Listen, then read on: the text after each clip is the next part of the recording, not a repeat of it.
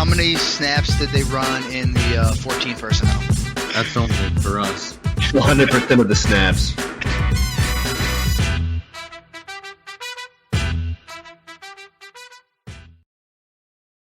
Welcome into the 14 Personnel YouTube. I am your host, Justin Wright. Today, we're talking player panic, week 3.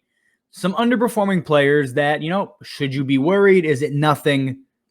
What do you do with them moving forward? So let's just get right into it. We got James Robinson right off the bat here. Week 1 was weird. He was outtouched by Carlos Hyde. Week 2 turns around. Carlos Hyde only 2 touches. James Robinson is 14. And it's tough to know what to make of James Robinson, really the Jaguars offense, because the offense has been terrible. I mean, you have to be concerned a little bit because of the offense regardless. But again, it's a mixed bag through 2 weeks here. So he's sitting at a 3 on our panic meter. Again, goes to 5 because you have to be semi-concerned. He has yet to break 15 touches. He was out-touched by Carlos Hyde week 1. You're just not getting the value or the return on that draft pick. Can you move him? No, because everybody's concerned. But I don't think it's, DEFCON 5 like we have with one of the guys on this list. It's not the end of the world. But, man, you cannot start him right now until you see him get a full workload. So, for that reason, again, he's 3 on the panic meter. You got to be concerned, but I'm not, ready to fully jump ship just yet. Speaking of guys that may or may not be time to jump ship on, we have Trey Sermon coming in at a 4 out of 5 on the panic meter. And it's now or never. Elijah Mitchell missed practice on Wednesday. It's said to be more than a stinger on his shoulder. Trey Sermon is in concussion protocol, working through that. So let's say, and we'll look into the future here, let's say Trey Sermon plays this week, Elijah Mitchell does not. If he is unimpressive again, this jumps up to a 5. But, through 2 weeks, he has 1 carry, a fumble, a concussion, and a healthy scratch in week 1. If you drafted him, you're pissed. This is not what anybody expected. It's not what I expected. Elijah Mitchell seems to be the running back to own there. Can that flip, week to week with Kyle Shanahan? Absolutely. But you have to see it from Trey Sermon. If they're both active this week and Trey Sermon gets no run, I'm cutting him. I'm out. But again, if his workload continues to increase, drop the panic meter a little bit. So you're terrified, and week 3 is going to tell you a lot. So it is a key matchup to take a look at. Speaking of another San Francisco 49er here, full-blown DEFCON 5. Terrified for Brandon Aiyuk. He's a 5 out of 5. Again, we all know what happened week 1. It was bad. Not a single target, under 50% of the snaps. Week 2, not a huge difference. He saw a minor uptick in receiving, 2 targets, 1 catch, 6 yards. A minor uptick in snaps. He's just over 50% now. But you can do nothing with Brandon Aiyuk. Nobody wants him. You cannot start him. He's just sitting on your bench, wasting away at this point.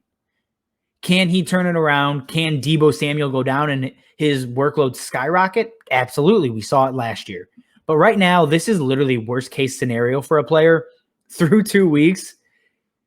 I cannot think of a worse situation for a highly drafted player. This is it. This is the worst case scenario. If you have Brandon Aiyuk, there's nothing you can do. And it sucks to say it. I wish I had actionable advice. I don't. You have to hold him. You can't cut him. I'm not cutting him still because he's still Brandon Aiyuk and he can turn it around. But there just seems to be no end in sight for this guy right now.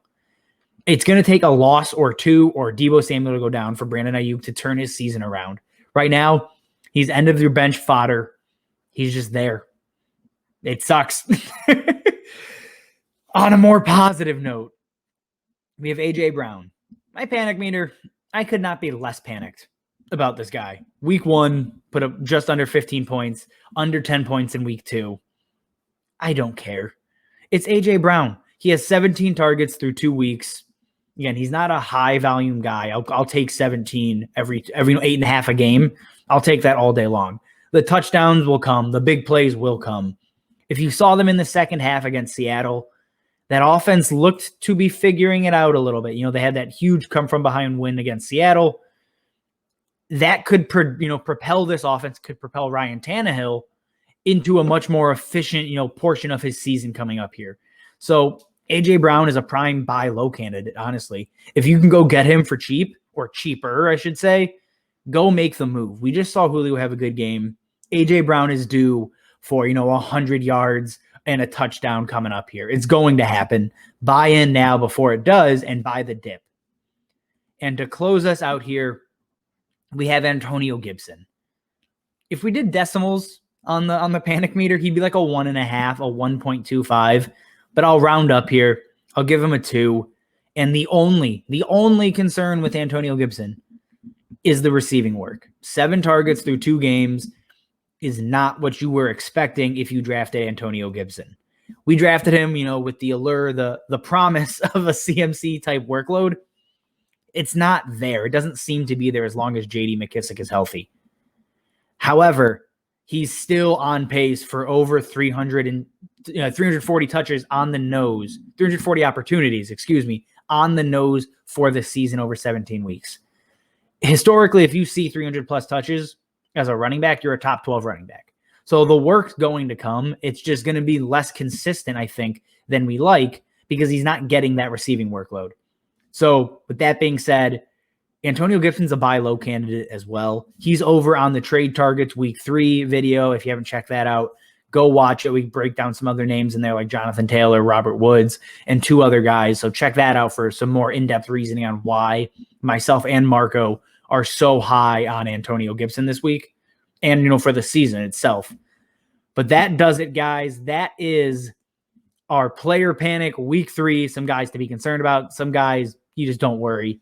As always, you can catch me over on Twitter at Justin_14P. Catch the podcast account, the live stream account at 14P_fantasy. Thanks for listening, guys, and we will see you next time. How many snaps did they run in the 14 personnel? That's only for us. 100% of the snaps.